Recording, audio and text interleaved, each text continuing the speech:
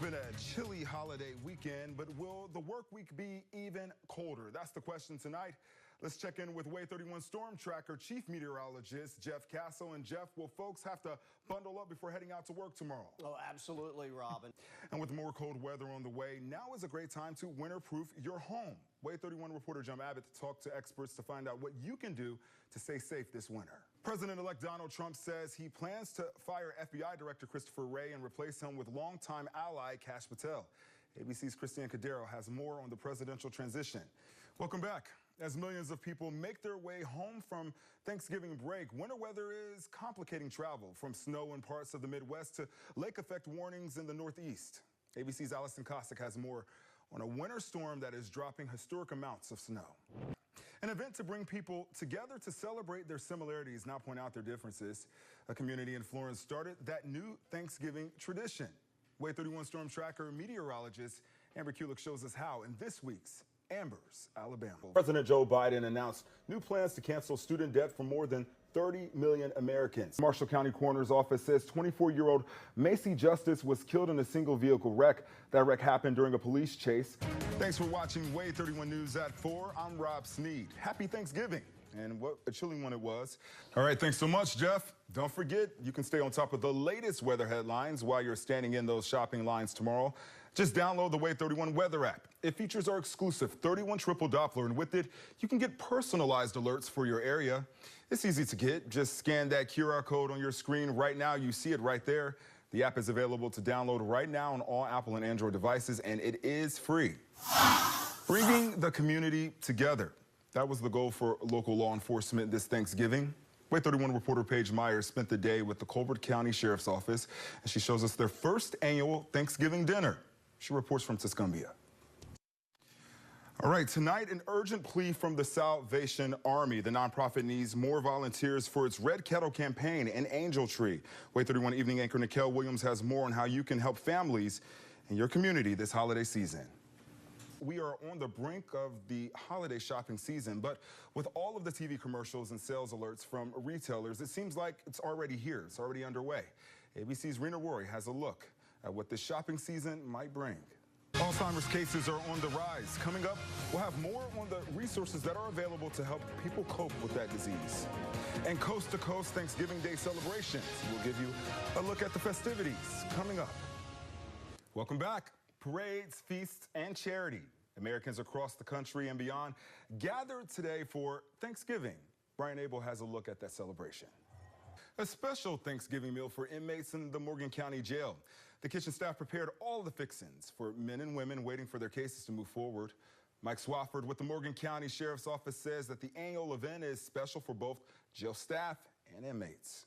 He says the Sheriff's Office is able to use money from the annual budget for this meal each year, and the jail will also provide another meal for inmates at Christmas.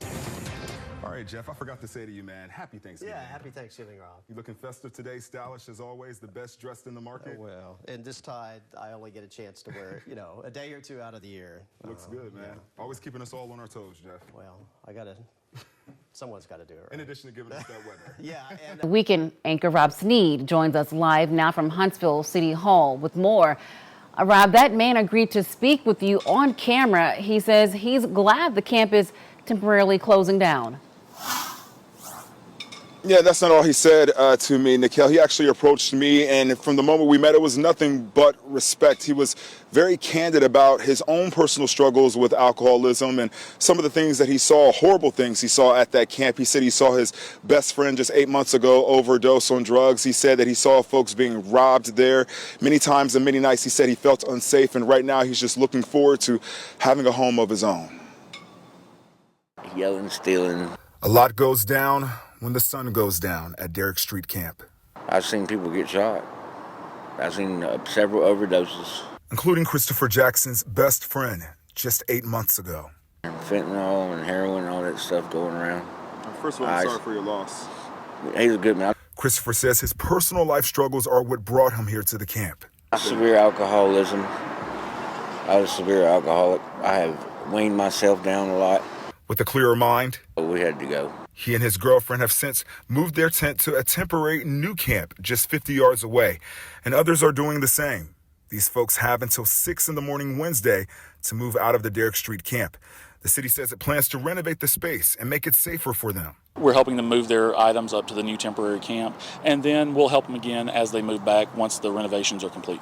Chad Rodriguez with First Stop, a day center that provides services to the homeless community, says this nonprofit and others understand this move. It isn't an easy one. So we're helping our client base with everything from supplies, tents, tarps, sleeping bags, whatever they may need to transition during this period of rework. And others just passing by are doing the same. These guys use them for platforms to put their tents on. As Christopher cleans and makes the best of what he's got, he's thankful yet hopeful that one day he will truly have a home of his own. I'm going to get an apartment, at least. A good place. Yeah, we're getting out of here. I know that. Tired of this. It's just, it's sad. And right now, the city isn't sure when those renovations will be completed. I am told that between 50 to 100 people stayed at that camp. As far as Christopher, he says right now at the temporary camp, he feels safe, but he has some concerns once that influx of people continue to move in tomorrow. For now, I'm reporting live at City Hall with coverage you can count on. Rob Sneed, WAAY 31 News. WAAY 31 weekend anchor Rob Sneed is live in Decatur right now. Rob, you spoke with Kent Lawrence, who just let everyone know that he's taking a shot at the seat for mayor of the River City. Absolutely, Nikhil. And I have to say the interview was a bit of a letdown from the very start of our interview. And I have my notes right here. Kent chose not to answer most of my questions directly. He would give vague answers or would just ignore my questions altogether. Easy questions like, what did he think about Mayor Tab Bowling and how he's doing as mayor thus far? And also, what made him different than the current mayor? Questions that anyone running for a mayoral office would answer. And, tonight, many of the residents in Decatur told me that the city is hurting right now. They want direct answers from the mayor or anyone who is trying to run for that seat. And tonight, again, that just did not happen. Getting those straight answers from him truly felt like pulling teeth. What is your relationship with the mayor, if any? I know him. I've known him for many years. Is he a friend of yours? I wouldn't say he's well, yeah, I'm friends with a lot of people. Are you friends with the mayor, sir? Yes or no? I would say we're friends. I have a different opinion than him, but I do know him. But Kent Lawrence would not say exactly what those opinions are. He just announced he's running for mayor of Decatur, and he says he will work to solve problems in the city and make things right for everyone. He promises to bring unity to the city and bridge the gap between community and leaders, and will listen to citizens and communicate better as mayor. Has the mayor done any of that? Has there been leadership, or has he offered ways to solve these problems, in your opinion? That's up to everybody to decide.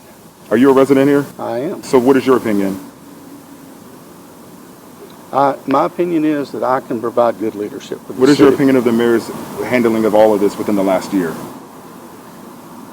I would say that I would do things differently because my style of leadership is different from his. What is your opinion of the way he's been doing things, sir? Please be specific. I don't really want to get into that. He's a mayor. I'm not the mayor.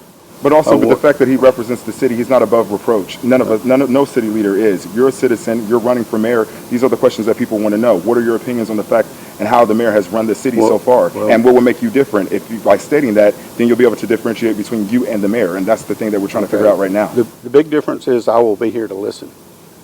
I will listen to everybody and try to make things right with everybody. Has the mayor done that? He also didn't answer that question. And the latter part of our interview was pretty much the same as the beginning. You saw it for yourself right there. Now, Justin Weil, he also announced that he's running for mayor of Decatur. And you can see both of those interviews from tonight as well as the one from Justin Weil on our website at WAAYTV.com. That will be up very soon. For now, I'm reporting live in Decatur with coverage you can count on. Rob Sneed, WAAY 31 News.